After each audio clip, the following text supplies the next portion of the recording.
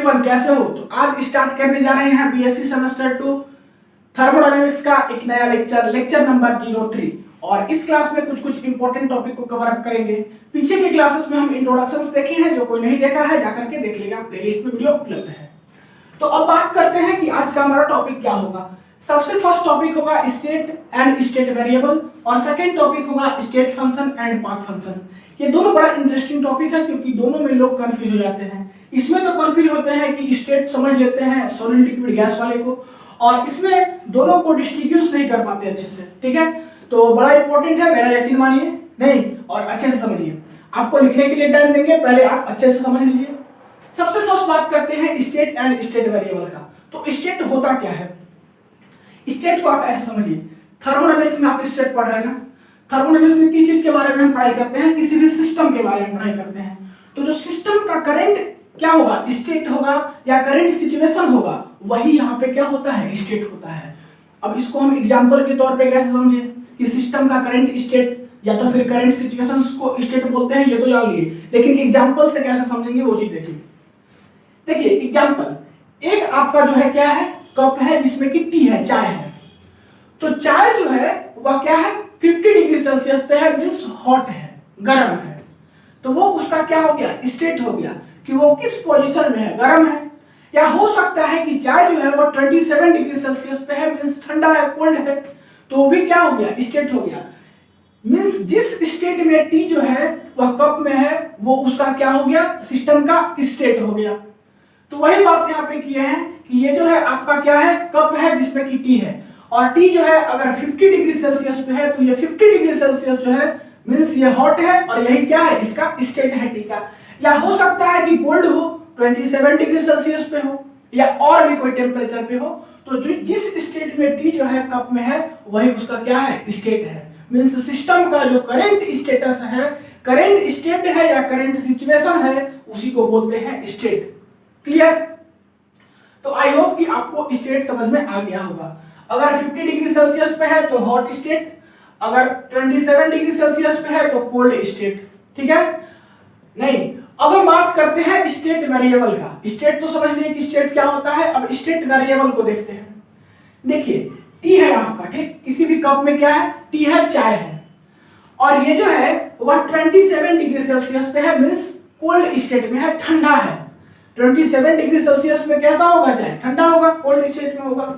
और इसको जो है अगर हम कोल्ड स्टेट को हॉट स्टेट में कन्वर्ट करना चाहें, मींस ठंडे चाय को गर्म करना चाहें, तो क्या करना पड़ेगा, कुछ चीज होगा जिसको कि चेंज करना होगा।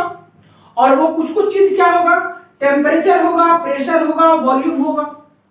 नहीं, कुछ चीज क्या होगा, टेम्परेचर होगा, प्रेशर होगा, वॉल्यूम होगा। ये सब कुछ चीजों को क्या करना होगा, चेंज करना होगा। किस लिए, कोल्ड स्टेट को हॉट स्टेट में कन्वर्ट करने के लिए। और आपको मालूम है कि जो चीज चेंज होता है उसको क्या बोलते हैं, वेरिएबल बोलते हैं।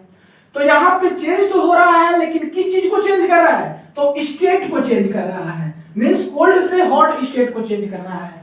जो चेंज होता है वेरिएबल, और जो स्टेट को चेंज करता है उसको क्या बोलेंगे, स्टेट वेरिएबल। क्लियर? नहीं क्लियर है? फिर से एक बार सुनिए। हम बोले कि यहाँ पे कप में एक टी है, और टी का कितना डिग्री सेल्सियस है, 27 डिग्री सेल्सियस है, मींस कोल्ड स्टेट में है। इसको हमको करना है किसमें, हॉट स्टेट में। तो हॉट स्टेट में करने के लिए क्या करेंगे कि कुछ चीजों को चेंज करेंगे, और वो कुछ चीज क्या होगा, टेम्परेचर होगा, प्रेशर होगा, वॉल्यूम होगा। नहीं, और टेम्परेचर, प्रेशर, वॉल्यूम जो है वो क्या होता है, वेरिएबल होता है। क्यों? क्योंकि जितना भी चीज चेंज हो सकता है वो सब क्या होता है, वेरिएबल होता है। तो यहाँ पे वेरिएबल को किस लिए यूज कर रहे हैं, स्टेट को चेंज करने के लिए।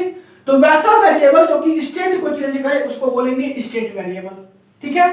तो यहाँ पे आपको स्टेट वेरिएबल का भी कॉन्सेप्ट क्लियर हो गया होगा। इसका डेफिनेशन हम बता देंगे, प्रॉपर डेफिनेशन लास्ट में। तो आपको कॉन्सेप्ट क्लियर हो गया कि स्टेट क्या होता है, स्टेट वेरिएबल क्या होता है। अब बात करते हैं state function and path function की। स्टेट फंक्शन क्या है? नहीं, तो यहाँ पे लिखा हुआ है कि things which depend upon initial and final state of a system are called what, state function. वैसा चीज जो कि इनिशियल और फाइनल स्टेट पे डिपेंड करे। नहीं, किसी भी सिस्टम का इनिशियल और फाइनल स्टेट पे डिपेंड करे उसको क्या बोलेंगे, स्टेट फंक्शन। और वैसा चीज जो कि किसी भी सिस्टम का पाथ पे डिपेंड करे उसको बोलेंगे पाथ फंक्शन। अब बोलोगे कि ये तो डेफिनेशन हो गया, इसको समझेंगे कैसे? तो हम समझाते हैं अच्छे से। उससे पहले एक बार आप फिर से इसको क्या कीजिए, रीड मारिए। वैसा चीज जो कि सिस्टम के इनिशियल और फाइनल स्टेट पे डिपेंड करे उसको बोलेंगे स्टेट फंक्शन, और वैसा चीज जो कि सिस्टम के पाथ पे डिपेंड करे उसको बोलेंगे पाथ फंक्शन। ठीक, अब इसको हम समझते हैं सबसे फर्स्ट फिजिक्स के एग्जांपल से। अब बोलोगे कि फिजिक्स का एग्जांपल क्यों दे रहे हैं? तो फिजिक्स का एग्जांपल इसलिए दे रहे हैं क्योंकि आपको समझना इंपॉर्टेंट है। आपको इसके बाद हम केमिस्ट्री का भी एक एग्जांपल देंगे, क्योंकि इससे आप थोड़ा बेटर वे से समझ लोगे, फिर आपको केमिस्ट्री का भी एक कॉन्सेप्ट दे देंगे। माउंटेन का एग्जांपल ले लो फिजिक्स का कॉन्सेप्ट से। ठीक, यहां पे देख रहे हो कि ये जो है आपका वो क्या है, सरफेस है, दिख रहा है, अर्थ सरफेस है, और यहां से जो है वह क्या बना हुआ है, माउंटेन बना हुआ है। ये जो ब्लैक वाला है ये क्या है, माउंटेन है। तो आप मान लो कि यहाँ पे एक कोई आदमी खड़ा हुआ है, कहां पे, अर्थ के सरफेस पे। अर्थ के सरफेस पे कोई आदमी खड़ा हुआ है, और इससे किसी अगर हम फिजिक्स के स्टूडेंट से पूछे कि यहाँ पे इसका पोटेंशियल एनर्जी क्या होगा, यहाँ पे पोटेंशियल एनर्जी क्या होगा, तो वो बोल देगा कि 0 होगा। ऐसा क्यों बोलेगा? क्योंकि यहाँ पे h का वैल्यू जो है, हाइट जो है वो 0 है, मींस पोटेंशियल एनर्जी होता है mgh, और हाइट का वैल्यू 0 है, तो यहाँ पे क्या होगा, पोटेंशियल एनर्जी 0 होगा। ठीक, वही अगर हमको पोटेंशियल एनर्जी को बढ़ाना हो तो क्या करेंगे कि यहाँ पे जो आदमी खड़ा है इसको क्या कर देंगे, माउंटेन के ऊपर ले जाएंगे, तो इसका पोटेंशियल एनर्जी 0 नहीं होगा, वहां पे कुछ ना कुछ तो बढ़ेगा ही, क्योंकि माउंटेन का कुछ सर्टेन हाइट होगा। तो इस पर्सन को जो है हमें यहाँ पे लाना है टॉप में। कहां पे लाना है, टॉप में लाना है माउंटेन के। तो इसका दो मेथड हो सकता है यहाँ पे लाने का। एक डायरेक्ट मेथड कि इसको यहां से हम धक्का दे दें, मींस कोई प्रोसेस करें कि जिससे कि डायरेक्ट जो है ये पर्सन यहाँ पे आ जाए, माउंटेन पे चला जाए।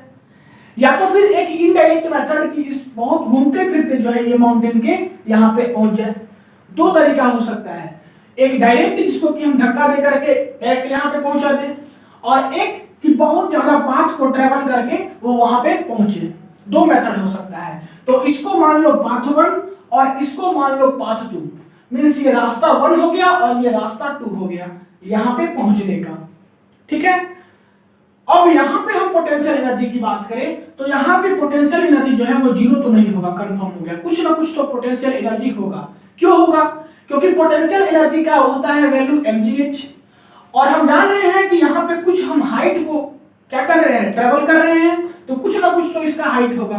सपोज मान लीजिए कि 2 किलोमीटर इसका हाइट है, तो 2000 मीटर हो जाएगा, और यहाँ पे हम h का वैल्यू पुट कर देंगे तो पोटेंशियल एनर्जी का वैल्यू कुछ ना कुछ तो आएगा, मींस 0 नहीं होगा यहाँ पे पोटेंशियल एनर्जी का वैल्यू। तो ये कॉन्सेप्ट आपको क्लियर हो गया इतना? जो चीज अभी हम बताएं, हम कुछ नहीं बोले, हम बोले कि ये माउंटेन है। ठीक, यहाँ पे कोई व्यक्ति खड़ा है तो यहाँ पे इसका पोटेंशियल एनर्जी होगा 0। अगर हमको पोटेंशियल एनर्जी इंक्रीज करना है तो इसको माउंटेन के ऊपर ले जाना होगा, इस व्यक्ति को नहीं, और यहाँ पे ले जाएंगे तो इसका कुछ सर्टेन हाइट होगा, मींस यहाँ पे पोटेंशियल एनर्जी 0 नहीं होगा। यहाँ पे ले जाने का दो तरीका, एक पाथ 1 और एक पाथ 2। पाथ 1 में इसको हम डायरेक्ट धक्का देकर के ऊपर ले जा सकते हैं, और पाथ 2 में जो है इसको बहुत ज्यादा ट्रेवल करके ऊपर ले जा सकते हैं। दो रास्ता है इसको ऊपर ले जाने का। ठीक है, तो यही कुछ अब अभी तक हम बताएं। अब इसमें जो है आप समझना, पोटेंशियल एनर्जी जो है वो अगर हम ये रास्ता से जाएं तब पर भी सेम रहेगा, या तो फिर ये रास्ता से जाएं तब पर भी सेम रहेगा। मींस पाथ 1 से अगर हम ट्रेवल करें तब पर भी पोटेंशियल एनर्जी यहाँ का सेम होगा, अगर पाथ 2 से ट्रेवल करें तब पर भी यहाँ का पोटेंशियल एनर्जी सेम होगा। मींस क्लियर ये पता चलता है कि पोटेंशियल एनर्जी जो है वह इनिशियल स्टेट पे और फाइनल स्टेट पे डिपेंड कर रहा है, कि इसका इनिशियल हाइट कितना है और फाइनल हाइट कितना है। ठीक, ये डिपेंड नहीं करता कि आप कौन से पाथ से ट्रेवल करोगे। इस पाथ से ट्रेवल करोगे तब पर भी आपको 2000 मीटर के हाइट पे ही आना है, और इस पाथ से ट्रेवल करोगे तब पर भी आपको 2000 मीटर के हाइट पे ही आना है। मींस क्लियर यहां से पता चलता है कि पोटेंशियल एनर्जी जो है वह किस पे डिपेंड करता है, इनिशियल स्टेट और फाइनल स्टेट पे डिपेंड करता है। तो जो इनिशियल और फाइनल पे डिपेंड करता है उसको बोलते हैं स्टेट फंक्शन। मींस यहाँ पे जो पोटेंशियल एनर्जी है वो क्या है, स्टेट फंक्शन है। क्लियर। अब बात करते हैं दूसरा चीज, वर्क डन के बारे में। तो वर्क डन जो है वो डिपेंड करता है पाथ पे। तो पाथ यहाँ पे देखिए, यहाँ पे शॉर्ट पाथ हो गया पाथ 1, और ये जो है बहुत लंबा पाथ हो गया यहाँ पहुंचने का। तो हम बोले कि जो वर्क डन होता है वो डिपेंड करता है पाथ पे। पाथ जितना बड़ा उतना ज्यादा वर्क डन। तो वर्क डन जो है वो किस पे डिपेंड करेगा, पाथ पे। और जो कुछ पाथ पे डिपेंड करता है उसको क्या बोलते हैं, पाथ फंक्शन। ठीक। नहीं, इसको मतलब नहीं है इनिशियल और फाइनल से, इसको मतलब है पाथ से। किसको, पाथ फंक्शन को। तो जो पाथ फंक्शन पे डिपेंड करे उसको पाथ फंक्शन बोलेंगे, जो पाथ पे डिपेंड करे, और जो इनिशियल और फाइनल स्टेट पे डिपेंड करे उसको बोलेंगे क्या चीज, स्टेट फंक्शन। ठीक। अब यहाँ पे देख लीजिए वही चीज यहाँ पे लिखा हुआ है कि सबसे फर्स्ट पोटेंशियल एनर्जी जो हो गया वो डिपेंड करता है इनिशियल एंड फाइनल स्टेट पे। इसी के कारण ये जो है वो आपका स्टेट फंक्शन है। और वर्क डन जो है वो डिपेंड करता है पाथ पे। तो वर्क डन यहाँ पे सकते हो कि ये क्या है, पाथ फंक्शन है। तो उम्मीद है कि आपको ये कॉन्सेप्ट क्लियर हो गया होगा। अगर आपको केमिस्ट्री का भी एक एग्जांपल समझना है इसको समझने के लिए तो फटाक से इसको नोट कीजिए, आपको उसको भी बता देते हैं कम टाइम में। ठीक है, तो फटाक से नोट कीजिए, मिटा दें 1 2 3, मिटाते हैं, नोट कीजिए। अब जो है हम केमिस्ट्री के फील्ड में इसके एग्जांपल को समझते हैं, क्योंकि फिजिक्स वाले टर्म हम समझ लिए, अब केमिस्ट्री के फील्ड में समझिए। तो इसको समझने के लिए कुछ नहीं करना है, बहुत इजी है। आप SN1 और SN2 का नाम सुने होंगे, इस चीज का SN1 का और SN2 का। इसके बारे में अभी हमको पढ़ना नहीं है, बस एक बेसिक चीज जानना है कि SN1 एक स्टेप में होता है, SN1 दो स्टेप में होता है और SN2 एक स्टेप में होता है। हमको इससे मतलब है बस केवल। तो मान लो कि यहाँ पे कोई रिएक्टेंट है और ये दे रहा है प्रोडक्ट। रिएक्टेंट क्या है, ये कार्बन है, इसके साथ एक हेलाइड ग्रुप लगा हुआ है और कोई भी 3 ग्रुप लगेगा इसमें, और फिर OH के साथ ये रिएक्ट करके फाइनली प्रोडक्ट बना रहा है, कुछ ऐसा। तो हम बताना चाह रहे हैं कि यहाँ पे SN1 मैकेनिज्म भी काम करेगा और SN2 मैकेनिज्म भी काम करेगा। मींस इस रिएक्टेंट को ये प्रोडक्ट बनाने के लिए दो हम मेथड से बना सकते हैं, एक SN1 से मैकेनिज्म से और एक SN2 मैकेनिज्म से। नहीं, तो मेथड 1 यूज करते हैं इस रिएक्टेंट को इस प्रोडक्ट में कन्वर्ट करने के लिए। ठीक है, तो सबसे फर्स्ट मेथड 1, यहाँ पे देखिए कार्बन है और यहाँ पे ब्रोमीन लगा हुआ है और इसके साथ कोई 3 और कोई ग्रुप लगा रहेगा। होगा क्या कि जब इसको हम OH के साथ OH- के साथ रिएक्ट कराएंगे तो ये ब्रोमीन जो है वह क्या होगा, बाहर निकल जाएगा। ये ब्रोमीन क्या कर रहा है, बाहर निकल जा रहा है, और फाइनली जो है ये कार्बन के पास से ये जो है वह क्या बच जाएगा, पॉजिटिव बच जाएगा। मींस कार्बोकैटायन का फॉर्मेशन हो जाएगा। फाइनली यहाँ पे क्या होगा, कार्बोकैटायन का फॉर्मेशन होगा, और OH- जो है वह इस पे अटैक करेगा, या तो आगे से या तो पीछे से। आपको मालूम है कि SN1 मैकेनिज्म्स में रिटेंशन भी होता है और इन्वर्जन भी होता है, ये सब कुछ पढ़े हो, आपको बस यहाँ पे थोड़ा समझना है। ठीक, तो यहाँ पे OH जो है वह क्या करेगा, या तो आगे से अटैक करेगा या तो पीछे से, मींस इन्वर्जन होगा या तो फिर रिटेंशन होगा। और कार्बोकैटायन का फॉर्मेशन क्या है, इसके चलते ऐसा हो रहा है, और फाइनली जो है आपका प्रोडक्ट कुछ बन जाएगा ऐसा। फिर से सुनिए, ये था आपका रिएक्टेंट। जब OH- के साथ इसको रिएक्ट कराओगे तो Br- जो है बाहर निकलेगा और यहाँ पे कार्बोकैटायन का फॉर्मेशन करेगा। कार्बोकैटायन का फॉर्मेशन करेगा, सेम टाइम OH- इसके आगे से अटैक करेगा या पीछे से अटैक करेगा, मींस इन्वर्जन होगा या तो फिर रिटेंशन होगा, और फिर फाइनली प्रोडक्ट बन जाएगा कुछ आपका ऐसा जो कि यहाँ पे बना हुआ है। ठीक, ये हो गया आपका मेथड 1। मेथड 2 में चले, और ये प्रोसेस जो है आपका 2 स्टेप में हो रहा है। कितने स्टेप में हो रहा है ये प्रोसेस, 2 स्टेप में। इसी को बोलते हैं SN1 मैकेनिज्म्स। वही बात करें मेथड 2 में, तो यहाँ पे जो स्टेप होगा, रिएक्शन का, वो एक ही स्टेप में होगा। कैसे, यहाँ पे देखिए Br- जो है वह धीरे धीरे क्या करेगा, बाहर निकलेगा। सेम टाइम कार्बन पे OH- जो है वह उसके पास जाएगा धीरे धीरे। जैसे जैसे ये बाहर धीरे धीरे निकलेगा वैसे वैसे OH माइनस कार्बन पे धीरे धीरे अटैक करेगा सेम टाइम। तो होगा क्या कि देखो कुछ समय के बाद ब्रोमीन बाहर चला जाएगा और धीरे धीरे OH माइनस जो है वो कार्बन के पास चला जाएगा और फाइनली प्रोडक्ट बना लेगा कुछ ऐसा। मींस यहाँ पे जो है वह एक ही स्टेप में सब कुछ काम हो रहा है कि ब्रोमीन एक ही स्टेप में धीरे धीरे बाहर निकल रहा है और OH माइनस कार्बन पे धीरे धीरे अटैक कर रहा है और फाइनली जो है ये प्रोडक्ट बना ले रहा है। ठीक, तो दोनों केसेस में भले ही ये दो स्टेप में हो, भले ही ये एक स्टेप में हो, लेकिन प्रोडक्ट जो है वह सेम मिल रहा है। तो इस प्रोसेस को बोलते हैं SN1 मैकेनिज्म्स और इस प्रोसेस को बोलते हैं SN2 मैकेनिज्म्स। ठीक, तो मान लो कि यहाँ पे रिएक्टेंट का एनर्जी है 100 जूल और यहाँ पे प्रोडक्ट का एनर्जी है 80 joule. Same case second step में रिएक्टेंट का एनर्जी 100 जूल और प्रोडक्ट का एनर्जी 80 जूल। ठीक, तो इसका हम ग्राफ को ड्रॉ करते हैं, उसके बाद फिर समझेंगे स्टेट फंक्शन और पाथ फंक्शन को। सबसे फर्स्ट मेथड 1 को हम ड्रॉ करते हैं। ठीक, तो मेथड 1 जो है वह इसमें SN1 मैकेनिज्म हो रहा है और मेथड 2 में जो है वह SN2 मैकेनिज्म हो रहा है। SN1 जो है वह होता है आपका 2 स्टेप में और SN2 जो है वह होता है आपका 1 स्टेप में।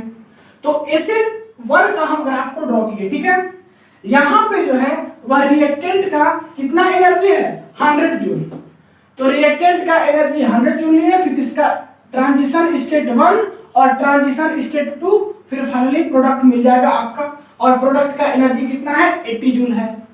ट्रांजिशन स्टेट 1 ट्रांजिशन स्टेट 2 इसलिए कर रहे हैं क्योंकि SN1 2 स्टेप में होता है। ठीक है, तो आपको फाइनली रिएक्टेंट इतना और प्रोडक्ट इतना, इसका ग्राफ आपको दिखाई पड़ गया कि ये जो रिएक्शन है 2 स्टेप में हो रहा है, लेकिन रिएक्टेंट कितना है 100 है और प्रोडक्ट कितना है 80 जूल है। वही बात करें सेकेंड वाले में, मींस मेथड 2 में, इसमें क्या हो रहा है कि इसमें भी रिएक्टेंट का एनर्जी 100 जूल है और ये जो है रिएक्शन एक ही स्टेप में कंप्लीट होकर के और फिर क्या बना ले रहा है प्रोडक्ट बना रहा है, जिसका कि प्रोडक्ट का एनर्जी कितना है 80 जूल है। तो आप यहां से ऑब्जर्व क्या करना है आपको वो चीज समझिए।